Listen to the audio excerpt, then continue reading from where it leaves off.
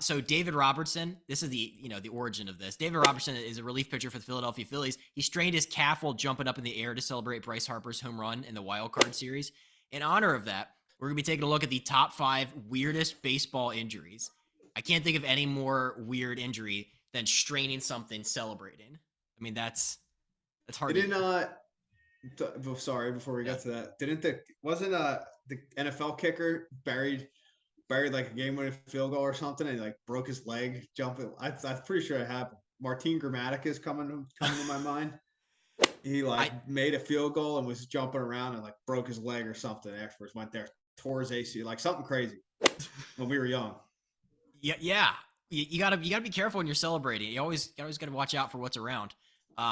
So I will start us off at number 5. I have in 1990 Glenn Allen Hill. I think he played for the Blue Jays. He had a nightmare, and he was being attacked by spiders, and he was running through his house, and he fell through a glass table, suffered bruises on his feet, legs, and elbows, and had to go on the DL.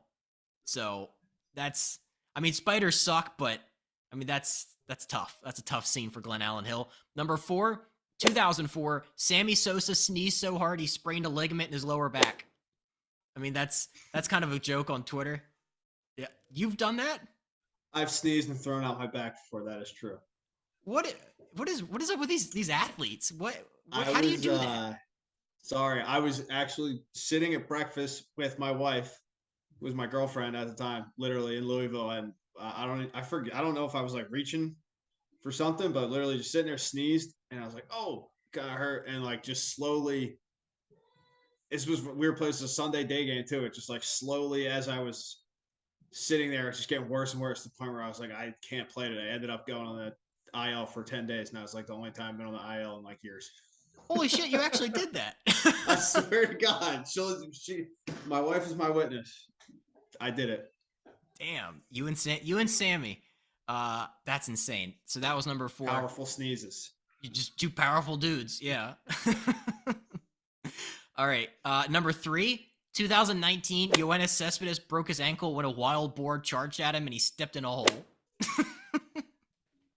just an insane. When that story came out in spring training that year, where it's like, oh, he's what? What happened to Cespedes? Oh, it's a wild boar on his ranch. It's not great. Number 2, 1992, Tom Glavine broke 2 ribs because he was puking so hard because he had food poisoning from eating airline food.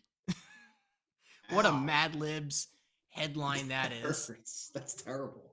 Two ribs broken, and that's every comedian's like opening bit from like 1990 something. It's like, oh, what's the deal with airline food? It's like, well, it'll give you food poisoning.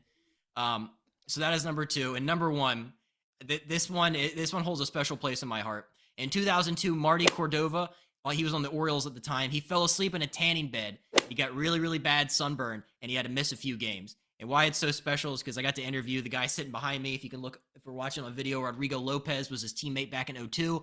And I asked him about it, and I was like, what did the guys in the clubhouse think when Marty showed up with this tanning bed burn? And he said that everybody made fun of him, and that the trainer at the time, who was like part Cuban, called him El Stupido. So 2002, That's Marty hilarious. Cordova, and then Jim Rome ripped him a new ass on the radio. So that is my 5 through 1. Just a hilarious combination of injuries there. My number 5 is Zach Plesac. He had a non-displaced fracture in his right thumb from taking off his undershirt and getting it caught in a chair in the locker room.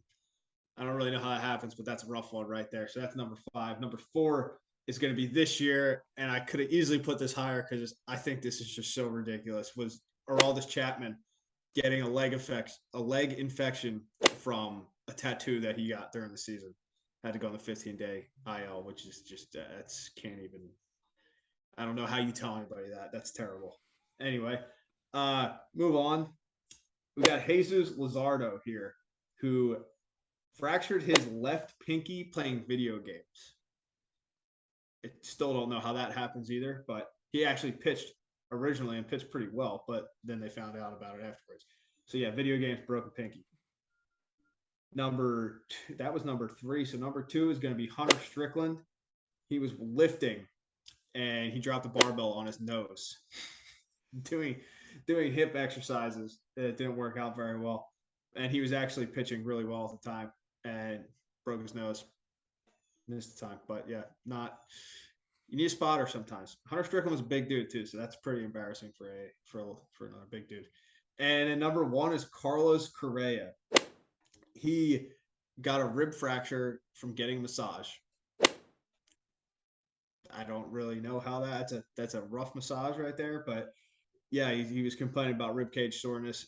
Kept him on lineups for a few days, and they ended up getting an X-ray, and his rib was fractured. He got a massage, I believe, at his house, from not like the trainers, and fractured his rib. So not very relaxing there, but those are my five. That's insane. I really wanted, as an honorable mention, to talk about John Smoltz burning himself when he was trying to iron a shirt that he had on, but I've heard that story has been debunked, which really makes me upset because that's my all-time. If that would have been true, that's my all-time favorite. Like, he put a dress shirt on and he was in a hurry. I mean, who hasn't been in a hurry when you're trying to get out the door somewhere and you got dress clothes on? But I thought he burned himself back in the day. Didn't. So, you know. Ironing something, wearing it is, yeah, that's all time. That would not be a good idea. Hilarious. There's another quick honorable mention. It was like Brian Anderson, who I think he used to pitch for the Giants. It's like the early 2000s, late 90s. He burned his face on an iron because he couldn't tell if the iron was hot or not. So he wanted to hold it up to his face to tell. And then he like turned back and just singed his face with an iron. So go on the internet and Google some of these weird baseball injuries. Guys tripping over dogs, running upstairs. Trevor Bauer cutting his finger with a drone. Like, we could have done a top 30, each one of us, on weird baseball injuries. It's insane. You gotta be careful, man. You gotta be careful out there. It's a rough world out there.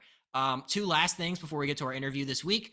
We wanted to give a quick shout out to friend of the podcast, Actions Over Words. They're an apparel brand with the mission of encouraging people to use their actions instead of their words. Founded in Cape May, New Jersey by Alec Levin. They donate $5 of every sale to different charities around the world. So check them out at actionsoverwordsapparel.com and use the promo code N4L. You get 10% off of your order, tees, hats, hoodies, and more. And finally, check out our Not For Long Media family of podcasts. Tons of great content for you guys to check out, especially during football season. The Colin Thompson Show with our guy CT. Not For Long Media podcasts, including Two Girls, One League, Ajis, Harry Mays, Jason Martinez, two great Philly dudes. So check them out. Not For Long Media family of podcasts has a lot to offer.